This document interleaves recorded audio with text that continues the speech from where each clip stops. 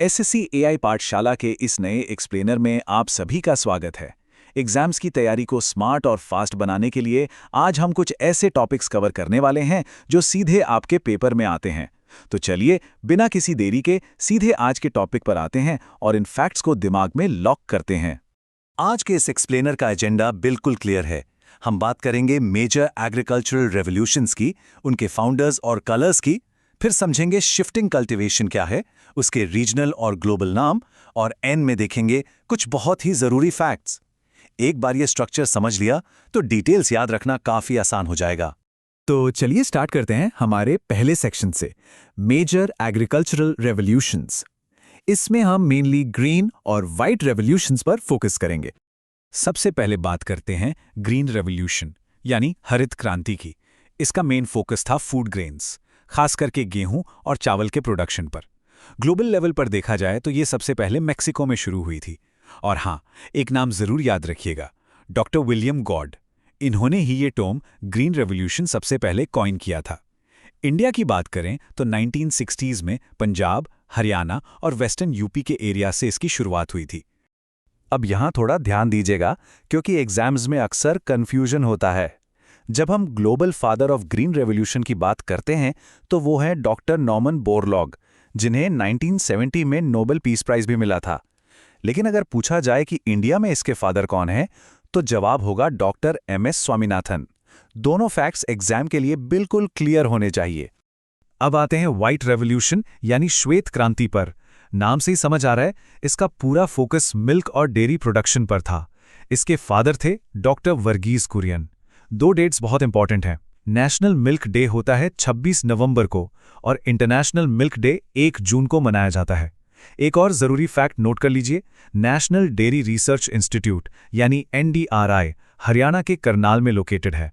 बढ़ते हैं सेक्शन 2 की तरफ, फाउंडर्स एंड कलर रेवोल्यूशंस। ये सेक्शन बेसिकली एग्जाम के लिए एक विजुअल मेमोरी एंकर की तरह काम करेगा।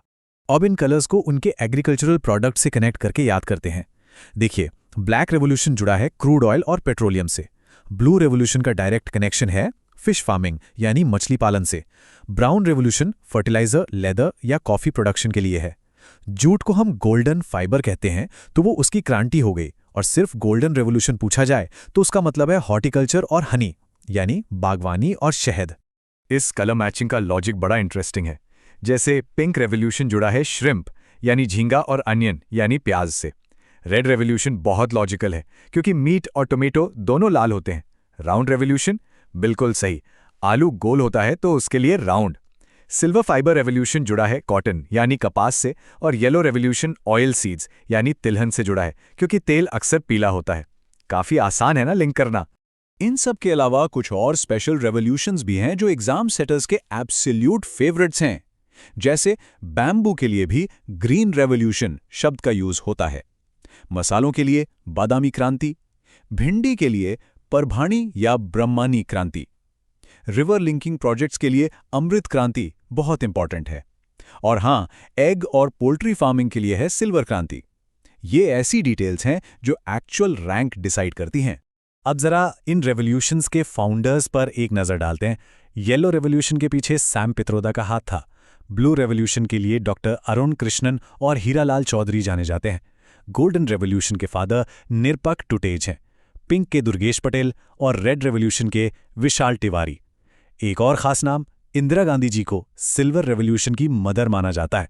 इन्हें अच्छे से याद कर लीजिए, मैच द फॉलोइंग वाले क्वेश्चंस में बहुत काम आएंगे। चलिए आगे बढ़ते हैं हमारे तीसरे सेक्शन पर, शिफ्टिंग कल्टीवेशन कॉन्सेप्ट। ये टॉपिक ज्योग्राफी का काफी बड़ा हिस्सा है। शिफ्टिंग कल्टीवेशन, जिसे कॉमनली स्लैश एंड बर्न या झूम खेती भी कहते हैं, दरअसल एक ऐसी प्रैक्टिस है जिसमें पहले वेजिटेशन या पेड़ पौधों को काटकर जलाया जाता है, फिर उस साफ जमीन पर तब तक खेती की जाती है जब तक मिट्टी की ताकत यानी फर्टिलिटी खत्म ना हो जाए। जैसे ही उपजाऊपन कम होता है, उस जगह को छोड़कर नई जगह पर यही प्रोसेस रिपीट किया जाता है। पर एक बड़ा कैच है, धुएं और जंगल काटने की वजह से यह एनवायरनमेंट के लिए बहुत ज्यादा नुकसानदायक मानी जाती है। Section 4, regional and global names. अब हम देखेंगे कि इस खेती को अलग अलग जगहों पर क्या बुलाया जाता है। तो इंडिया का एक क्विक टूर करते हैं। नॉर्थ ईस्टर्न स्टेट्स में इस शिफ्टिंग कल्टीवेशन को झूम कहते हैं। मणिपुर में इसे पोमलो कहा जाता है। आंध्र प्रदेश जाएंगे तो वहां इसे पौडू या पेंडा बुलाते हैं। वेस्टर्न घाट के एरियाज में इसका नाम कुमारी है और मध्य प्रदेश में इसे दाहिया कहते हैं। ये नेम्स थोड़े अजीब लग सकते हैं पर एग्जाम्स में सीधे पूछे जाते हैं। थोड़ा और आगे चलें तो उड़ीसा में इसके 3 नाम मिलते हैं, कोमान, पामादाबी और ब्रिंगा।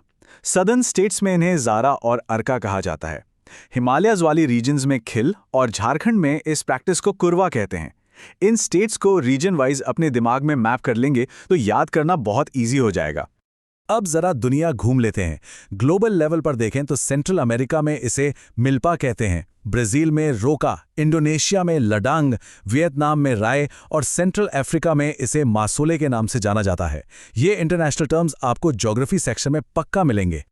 और हाँ, इन 2 देशों को भी याद रखिए, वेनेजुला में इसे कोनुको कहते हैं और श्रीलंका में चिन्ना। लेकिन सबसे इंपॉर्टेंट फैक्ट जो आपको एब्सोल्युटली पता होना चाहिए वो ये है कि ब्राजील में कॉफी के बागानों को एक स्पेशल नाम दिया गया है, फजेंडा। I repeat, fazenda. ये बार बार पूछे जाने वाला सवाल है। फाइनली आते हैं हमारे आखिरी सेक्शन पर, की फैक्ट्स एंड आउटरो। यहां हम इरिगेशन से जुड़े कुछ जरूरी पॉइंट्स को देखकर इस टॉपिक को कंप्लीट करेंगे। क्या आप लोगों को अंदाजा था कि दुनिया भर में सबसे ज्यादा ट्यूबवेल्स किस देश में हैं? ये रिकॉर्ड हमारे यानी इंडिया के पास है। इसमें हमारी ग्लोबल रैंक नंबर 1 है। काफी इंटरेस्टिंग और बड़ा नंबर है ये। इरिगेशन की बात आई है तो एक चीज और ध्यान दीजिए कि पंजाब, हरियाणा, राजस्थान और तमिलनाडु जैसे स्टेट्स में ग्राउंड वाटर यानी भूजल का सबसे ज्यादा और मैसिव यूज होता है। इंडिया की सबसे लंबी कैनाल इंदिरा गांधी कैनाल है, जिसे पहले राजस्थान कैनाल भी कहते थे। और अगर ओवरऑल रैंकिंग देखें तो वेल्स और ट्यूबवेल्स के बाद कैनाल्स यानी नहरें सिंचाई का सबसे बड़ा सोर्स हैं। ये सारा इंफ्रास्ट्रक्चर ही उस एग्रीकल्चरल आउटपुट का बेस है जिसकी बात हमने एक्सप्लेनर के स्टार्ट में की थी। Alright, time for a quick exam review. अभी तक जो हमने डिस्कस किया, देखते हैं कितना याद रहा। Golden, pink, silver, white, yellow और ब्लू रेवोल्यूशंस के फाउंडिंग फादर्स कौन हैं? बिना चीटिंग किए अपना जवाब जल्दी से कमेंट्स में टाइप कीजिए। इससे आपका मेमोरी रिकॉल टेस्ट हो जाएगा। इसके साथ ही हमारा आज का ये एक्सप्लेनर कंप्लीट होता है। अगर ये कंटेंट काम का लगा हो तो प्लीज़ लाइक करें और ऐसी ही फास्ट लर्निंग के लिए चैनल को सब्सक्राइब करना ना भूलें। मुझे कमेंट्स में ज़रूर बताएं अगला टॉपिक कौन सा कवर करें। पर जाने से पहले एक बहुत ही थॉट प्रोवोकिंग सवाल।